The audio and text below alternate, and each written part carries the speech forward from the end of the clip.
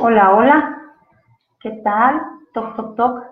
Me agarran aquí tomando las últimas notas para para la transmisión de hoy del tema de ego. Vamos a esperar tantitito a que alguien se conecte por ahí para, para tener una cosa más interactiva y un poquito más platicona sobre este tema que es tan importante y de repente es como muy controversial hablar del ego y hablar de todo lo que conlleva este solo atributo de la personalidad de los seres humanos, ¿no? Porque los otros seres de los otros reinos no tienen ego, ni mucho menos. Vamos a esperar un poquitito más. Y bueno, ya que estamos en la transmisión, les adelanto tantito nuestro tema de la próxima semana en conmemoración del Día de las Mamás en México. Vamos a estar hablando sobre maternidad, ¿no? Y bueno, los que ya están conectados, bienvenidos a su Facebook Live. Me presento, mi nombre es Marcesi Montiel y colaboro para Amar y Transformar. El día de hoy, el tema que nos ocupa es el ego. Y es un tema controversial, pero muy enriquecedor. Al ego se le han achacado 20,000 cosas, o sea, tanto cosas buenas como cosas malas, cosas positivas y cosas negativas. El ego es una palabra que tenemos tan en nuestro lenguaje, tan en nuestro cotidiano, que de repente no nos damos cuenta la facilidad con la que hablamos y a veces utilizamos definiciones categóricas hacia las personas, ¿no? Por ejemplo, podemos decir, no, es que esa persona tiene el ego muy inflado, ¿ok? Entonces una característica del ego es que se infla, ¿no? O hay de quien decimos, no, ¿sabes qué? Es que esta persona tiene el ego muy grande. O esta persona tiene un ego muy chiquito, o un ego muy disminuido. O no le digas algo a alguien porque no te va a poder escuchar porque su ego no se lo permite. O hay cosas que no puede cambiar a alguien porque su ego no le da oportunidad de ver. O no tiene ego. No sé, como hay muchos adjetivos categóricos que vamos dándole a las personas dependiendo de todas las situaciones que van enfrentando en la vida.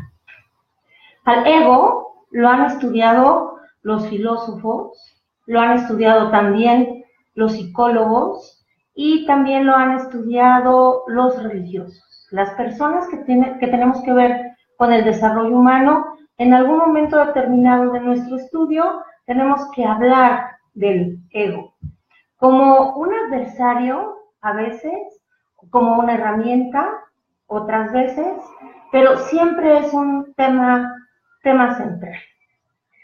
Le atribuimos además a esta característica como prefijo de muchas otras características de la personalidad. Por ejemplo, le podemos decir a alguien, o podemos referirnos de alguien como, es que es una persona muy egoísta, solamente piensa en sí y para sí, en su propio beneficio.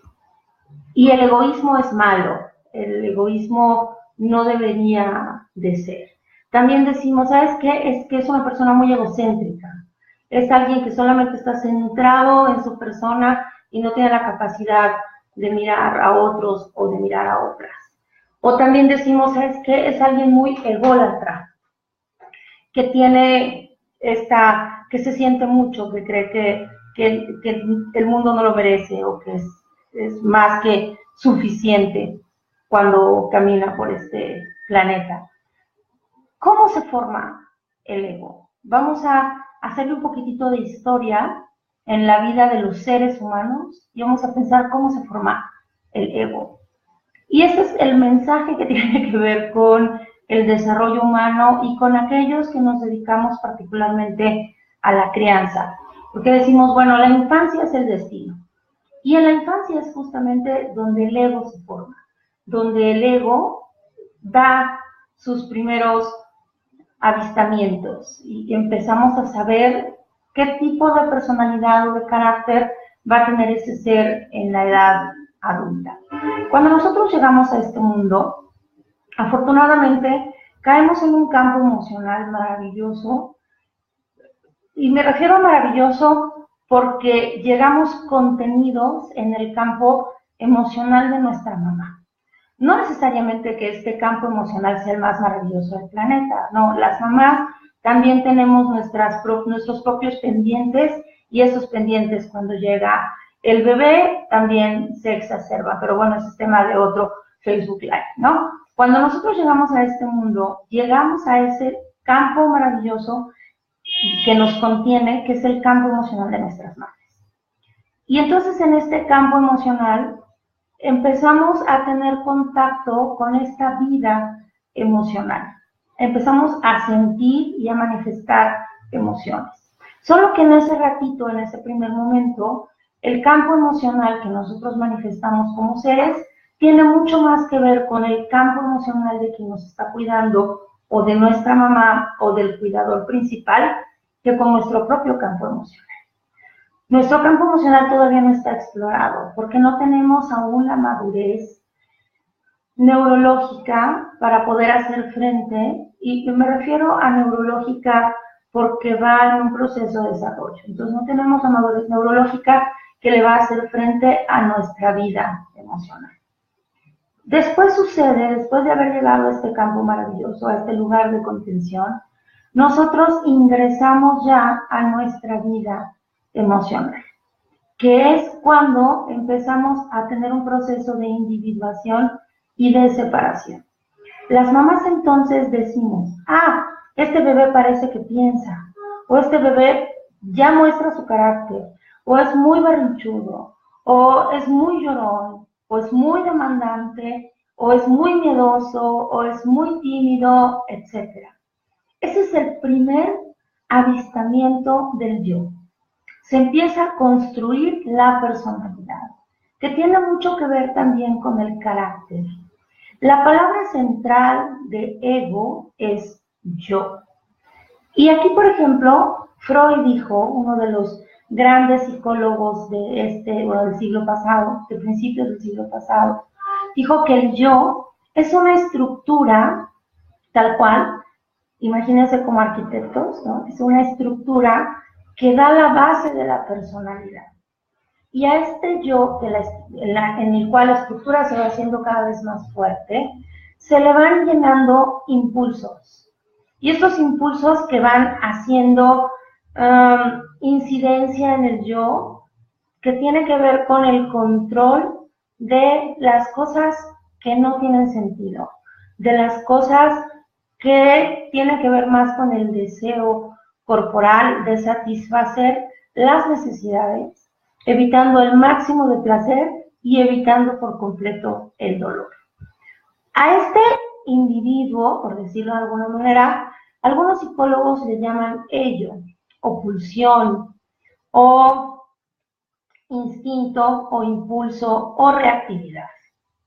Pero conforme vamos creciendo en el desarrollo, aparece otro personaje en estas estructuras donde al yo, al ego, le dice, no, espérame tantito, eso no se hace, eso no es correcto, eso no está bien, eso no tal. Entonces empieza a haber una incidencia de la ley. A este nuevo personaje que aparece en escena, Sigmund Freud o el psicoanálisis le denomina superyo o superego.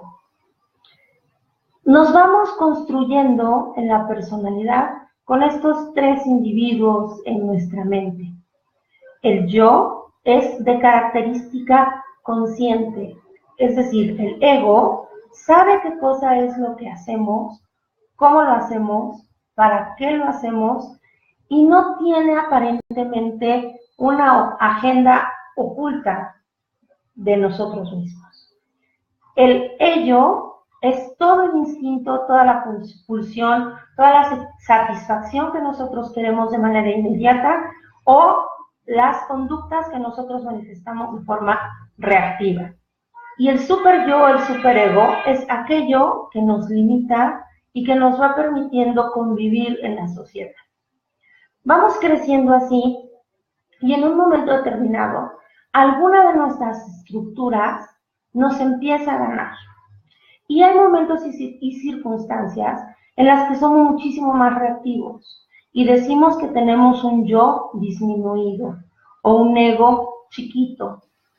O el super yo empieza a ser mucho más determinante, más punitivo, más molesto, y entonces también termina por disminuir al yo, al ego, y empieza el super yo a tomar mayor poder sobre el yo y sobre la personalidad del individuo. Este conflicto entre las dos estructuras laterales del ego es lo que se denomina como una neurosis.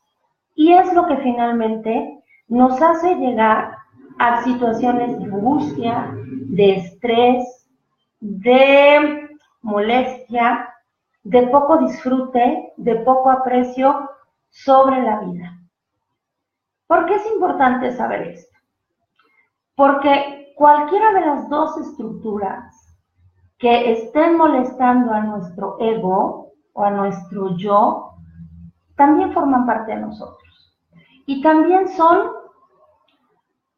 producto de nuestras creencias, de nuestros pensamientos o de los pensamientos y creencias que tuvieron nuestros cuidadores principales o las figuras que significaron de manera importante o marcaron de forma importante nuestra infancia. Es importante escuchar estas historias que vienen de estos dos personajes, tanto del ello como del super yo, para entonces ir decidiendo como yo, como ego, cuál es la historia que mejor me conviene seguir. Ahora, el ego también es una estructura. Y si es una estructura, quiere decir que está puesta ahí para protección de algo más. Algo hay más que la psique tuvo que generar una estructura sobre la cual montar o poner encima la personalidad. Y una estructura más para poder hacer estas reacciones o estar consciente de las reacciones y de las necesidades impulsivas por satisfacer y también de la convivencia social. ¿Qué cuidan estas tres estructuras? ¿Qué es lo que hay atrás de las estructuras de la personalidad y cómo podemos decir que nos ayudan esas estructuras para trascender? Lo que encontramos ahí es el alma, es nuestra esencia. Entonces el yo, que es cambiante, que es una estructura, está puesta ahí para la protección de nuestro ser mucho más esencial, de nuestro ser mucho más delicado, cuidadoso o cuidado. Está puesto ahí para el cuidado y protección de nuestra luz interior. Si yo quiero lanzar mi luz interior, tengo que pasar por encima de mi ego, por encima de mi yo. Si yo quiero compartir al mundo lo que soy, tengo que pasar por mi yo y por mis impulsos, mis instintos, mis reacciones y por la norma social, la conveniencia, la culpa. Tengo que pasar por todo esto para entonces poder mostrar mi luz. Pero así como pasa, también son estructuras que están puestas para proteger mi interior. Cuando olvidamos esto o cuando no tenemos el conocimiento de cómo intercambiamos energía e información, entonces estas estructuras se hacen muchísimo más fuertes. Y mientras más fuertes se hacen, más difícil es al alma o a la esencia mostrar su verdadero poder y su verdadero potencial. El ego entonces puede ser, como casi todo en la vida, algo que me alimenta, que me nutre y me convierte o me permite convertirme en la mejor versión de mí, o en algo que me pervierte y que me hace solamente ir hacia mí y no permite la salida de mi verdadera esencia. Es muy bonito cuando podemos ver al ego como una herramienta, no como un enemigo, sino como un buen aliado que no nos va a poner las cosas fáciles, porque mientras más difícil sea mostrar nuestro potencial, mostrar al mundo nuestra grandeza, entonces es porque el valor que tenemos es directamente proporcional. Si yo tengo un ego al cual librar, con el cual dialogar, al que puedo escuchar de manera activa y de manera proactiva, entonces la conversación interna se hace muchísimo más rica. Porque puedo no solamente dialogar con esta estructura de ego, sino también darle voz a la reactividad y contenerla para un bien mayor. También puedo darle voz a la ley, a la norma, a la restricción y contenerla o actuar de manera proactiva para un bien mayor. El ego es una gran herramienta, es una gran posibilidad. Si en esta conversación, en este ratito de plática o de meditación, de repente te surge alguna idea, alguna reflexión un poco más profunda y quisieras ahondar en el tema, el reto o el entrenamiento que tenemos sobre revela tu luz interior habla también sobre cómo dialogar de manera proactiva con nuestro ego. Sentarnos a tomar un cafecito, por decirlo de alguna manera, con aquel ser o aquel personaje que hemos creado para nosotros o para nosotras mismas y que no nos permite mostrar nuestro verdadero potencial y mostrar al mundo nuestra grandeza. Si es así, por favor, deja aquí abajito tu comentario, pon like, comparte o comunícate con nosotros vía WhatsApp o por los chats y estamos en contacto. La próxima semana tenemos el tema de maternidad. Te invitamos, como siempre, a que te unas a nuestros retos, a nuestros programas de entrenamiento. Vamos a tener desayunos en los cuales vamos a convivir dentro de la Ciudad de México. Está muy atento, muy atenta a las comunicaciones y nos vemos pronto. Mi nombre es Marcela Montiel, colaboro para Amar y Transformar y espero que sea de utilidad. Gracias.